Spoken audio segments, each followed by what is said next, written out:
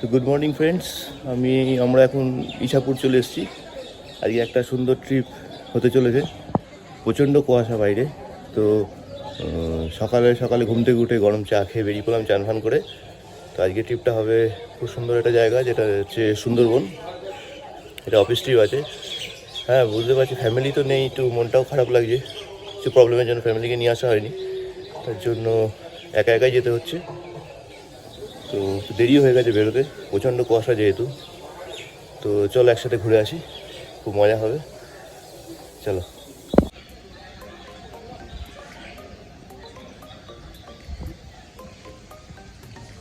আর তো কুয়াশা, এদিক ওদিক দেখাও যাচ্ছে না কিচ্ছু। মনে হচ্ছে দার্জিলিং চলে এসেছি। ঠান্ডা নেই অতটা, কিন্তু কুয়াশা মারাত্মক। দেখা যাচ্ছে কখন আসে।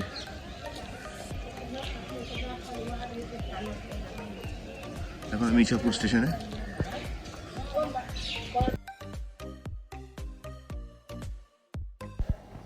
তো অনেক দেরি হয়ে গেছে আমার পৌঁছাতে, আমার জন্যই বাস ওয়েট করছিল। তাড়াতাড়ি গিয়ে বাসে উঠে পড়লাম আর সিটের দিকে এগিয়ে যাচ্ছি। সবাই খুব মজাতেই আছে দেখতে পাচ্ছি। বাসের ভেতরটা খুবই সুন্দর লাগছে, দারুণ লাগছে, সবাই খুব মজা করছে।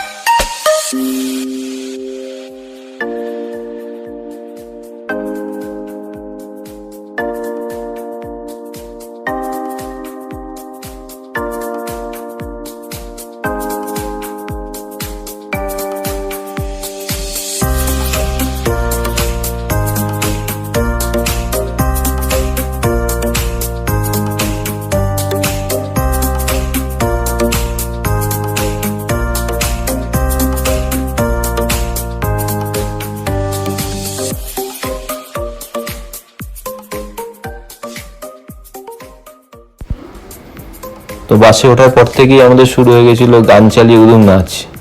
সব এমপ্লয়ি মিলে একসাথে খুব দারুণভাবে নাচানাচি শুরু হয়ে গেছিল। একটা আলাদা এনজয়মেন্ট হচ্ছিল।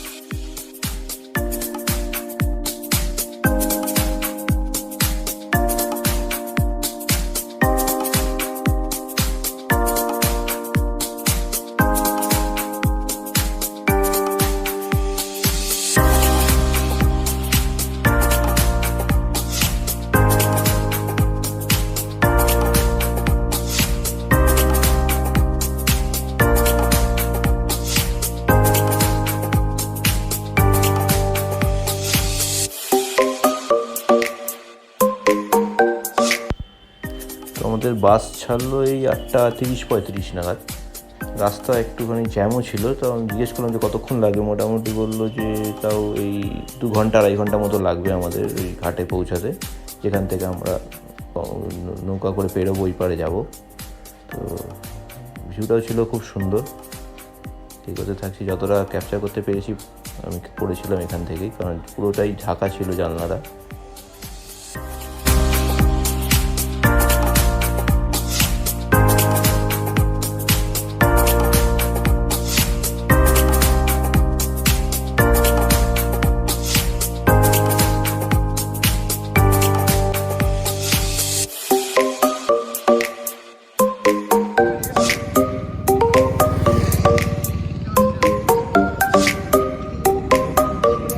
আমরা এখন চলে এসেছি বাসন্তী হাইওয়ে দিয়ে, যাচ্ছি বাসন্তী ধাবার সামনে। এখানে ধাবা থেকে কিছু ব্রেকফাস্ট করে চা ফা খেয়ে সব আবার এগোবো। তো চলো এগিয়ে যাই আস্তে আস্তে। ওই ধাবার সামনেই একটি গরু দেখতে পেলাম, এটাকে দেখে মনে হলো খাবার খুঁজছে। তাই জন্য আমাদের টিফিন থেকেই আমরা আমাদের যে ভাগে কলাটা ছিল, আমি আমার বন্ধু ঋষি দুজনে দুটো কলা দিয়ে এখানে গরুটাকে দিলাম। কিন্তু খুব ভালোভাবে দেখলাম খেলো, মনটাও শান্তি লাগলো। এখানে একটা অনুরোধ আমাদের সবার কাছেই থাকা উচিত যে যখনই আমরা কোনো পশু দেখবো বাইরে ঘোরাঘুরি করছে, কোথাও ঘুরতে যাচ্ছে, আমাদের কলা খোসা কিংবা খাওয়ার জিনিস তো থাকেই, সেই জিনিসগুলো আমরা ওদের দিয়ে ওদের একটু পেট ভরলে ওদেরও ভালো লাগে। তো চলো, আমরা চলে এসেছি এখন বাসন্তী ধাবার সামনে। এখান থেকে খেয়ে কিছুক্ষণের 10-15 মিনিট মধ্যেই আমরা বেরিয়ে যাবো, কারণ এখানে আধ ঘন্টার মতো আমরা ব্রেক নিয়েছিলাম। এরপরে আস্তে আস্তে এখান থেকে সোজা যাবে। এখান থেকে বেশিক্ষণ লাগবে না বললো, এখান থেকে তাড়াতাড়ি আমরা ঢুকে যাবো। চলো।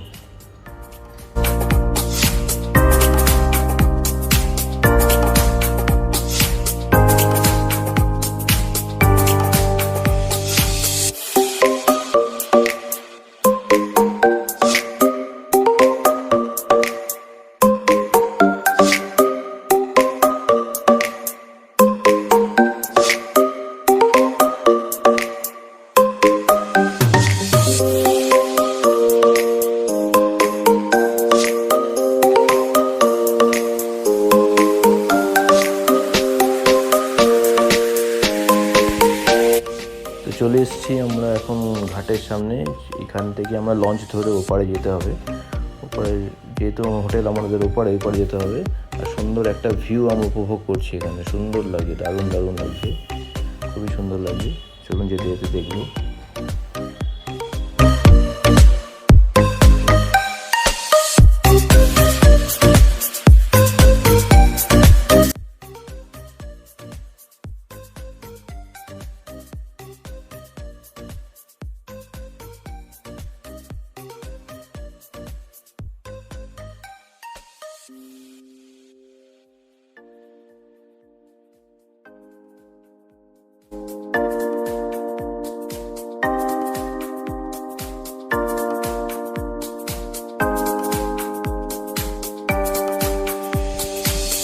তো এক একটা বোটে 30-35 জন ম্যাক্সিমাম প্যাসেঞ্জার নেওয়া হয়েছিল, এবং সবাইকে বলা হয়েছিল এদিক ওদিক মোটামুটি সামঞ্জস্য বজায় রেখে বসতে, দাঁড়িয়ে থাকতে। কারণ যেহেতু নৌকা যাবে এদিক ওদিক টাল খেলে প্রবলেম আছে, এই জন্য বলছিল সব মোটামুটি বসে যান, আর 30-35 জনের বেশি আর নৌকায় তোলা হবে না।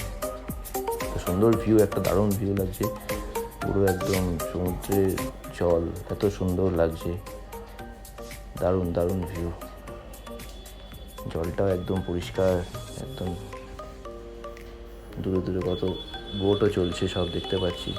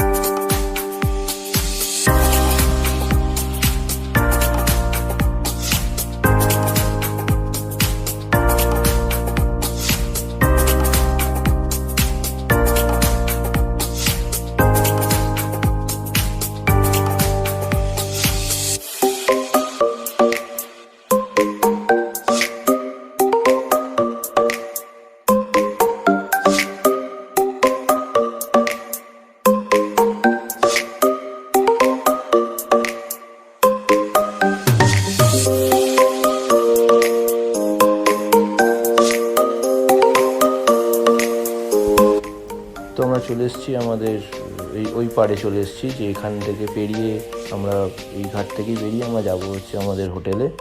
তো এই যে দেখতে পাচ্ছি সামনে যাওয়ার জায়গাটা, এখান থেকে আমরা গিয়ে হোটেলে যাবো। তো আমরা হোটেলেই প্রবেশ করছি এখন। সুন্দর একটা ভিউ লাগছে, দারুণ,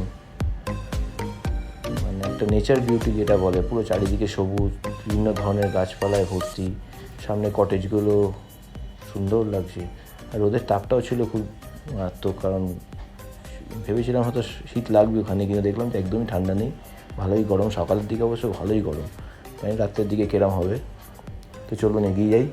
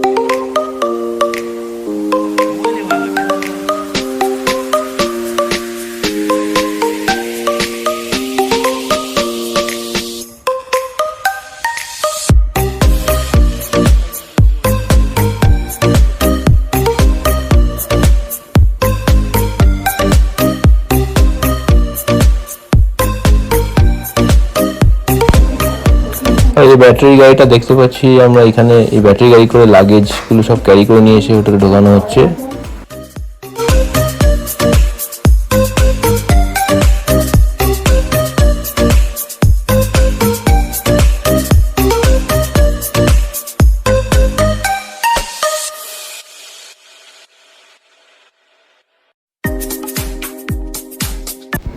এখন আমরা রিসেপশনে ঢুকছি। রিসেপশন থেকে কার রুমে কোন রুম পড়েছে, কোন রুম নাম্বার, সেই রুমের চাবি নিয়ে সেই রুমে এখন আস্তে আস্তে আমরা এগিয়ে যাবো।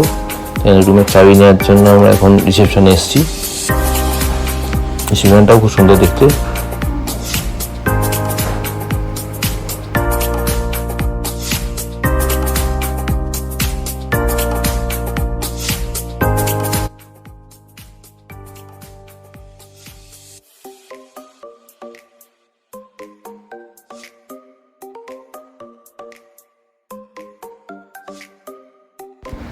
রিসেপশনে আমাদের একটা ড্রিঙ্কস প্রোভাইড করা হয়েছে, যেটা ওয়েলকাম ড্রিঙ্কস। এটা খেয়েই আমরা আস্তে আস্তে রুমের দিকে এগোবো।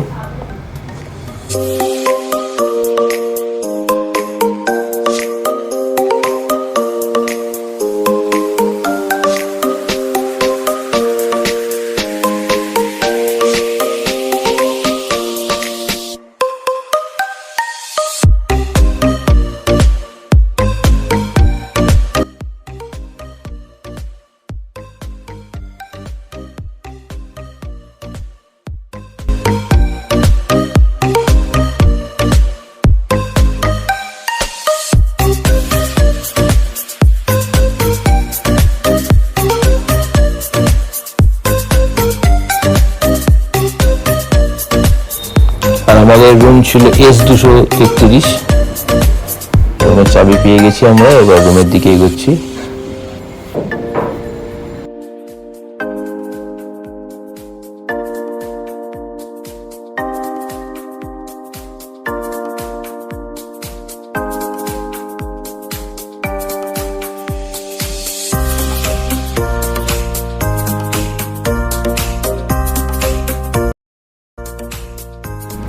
হঠাৎ যেতে যেতে রাস্তার মধ্যে একটা বাঘের পায়ের ছাপ দেখলাম, দেখে অবাক, এটা আবার কি? না, তারপর বুঝলাম এটা আর্টিফিশিয়াল বানানো, খুব সুন্দরভাবে বানিয়েছে। দেখে পুরো মনে হচ্ছে অরিজিনাল বাঘ এখান থেকে হেঁটে গেছিল। বাঘ না দেখতে পেলে বাঘের পায়ের ছাপটা দেখে নিলাম, এটাতেই শান্তি।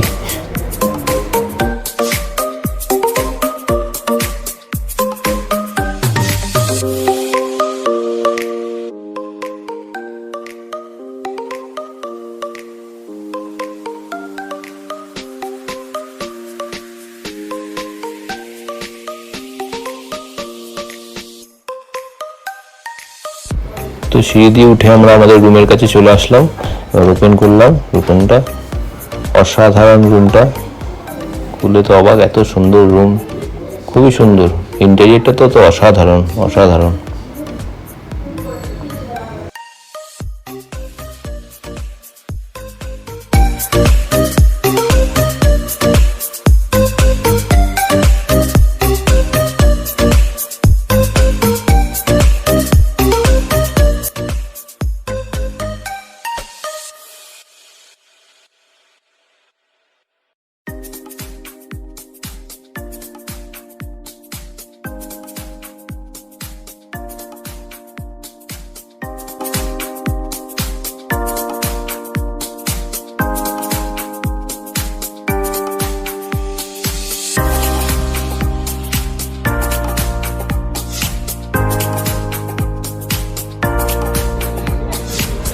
রুমে গিয়ে ফ্রেশ হয়ে মোটামুটি 1:30-2 নাগাদ আমাদের লাঞ্চের জন্য কল করা হলো। আমরা লাঞ্চের জন্য রেডি হয়ে রেস্টুরেন্টে চলে আসলাম লাঞ্চ করতে।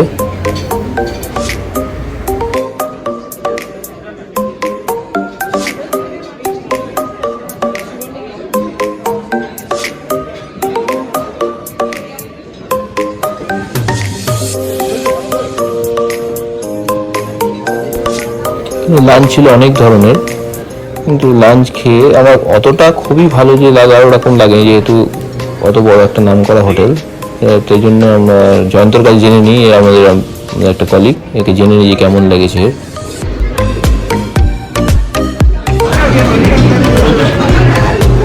কেমন লাগে খেয়ে? ভালো।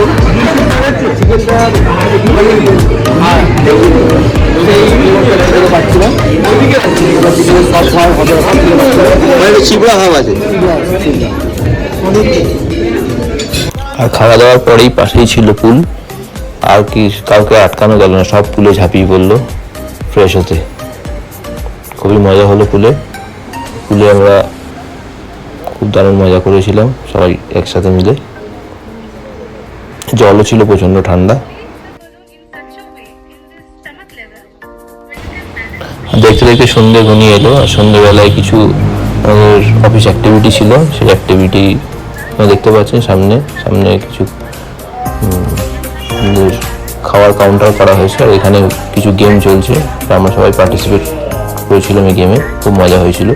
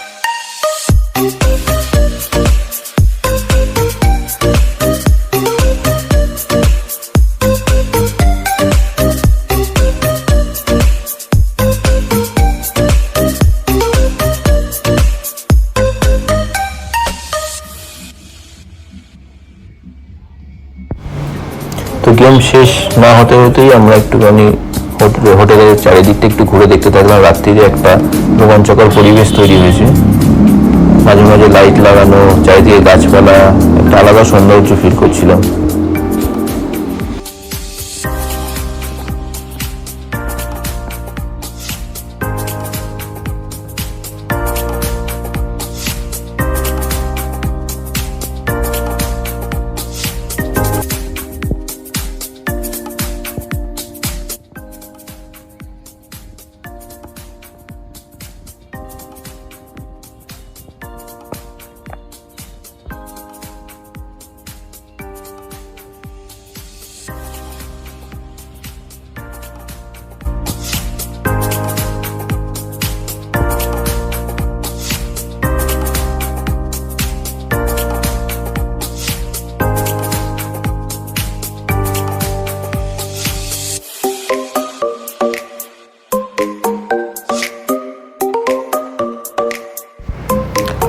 ঘুরতে পাশে দোলনা দেখে আমার দুই বন্ধু তার ছোটবেলা মনে পড়লো এবং তার দোলনাতে উঠে পড়ে দোল খেতে শুরু করে দিয়েছে।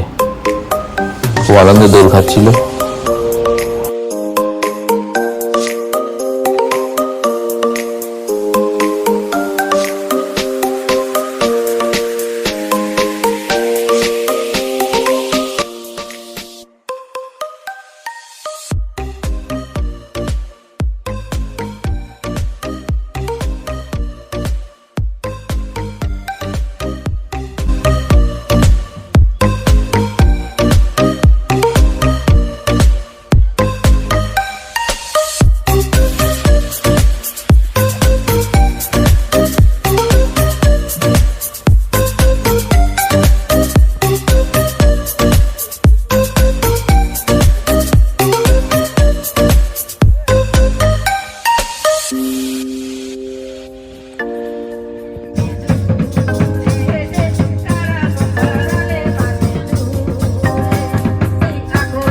আর ঘুরতে ঘুরতে দেখলাম এখানে একটি লোকসঙ্গীতের প্রোগ্রাম হচ্ছে।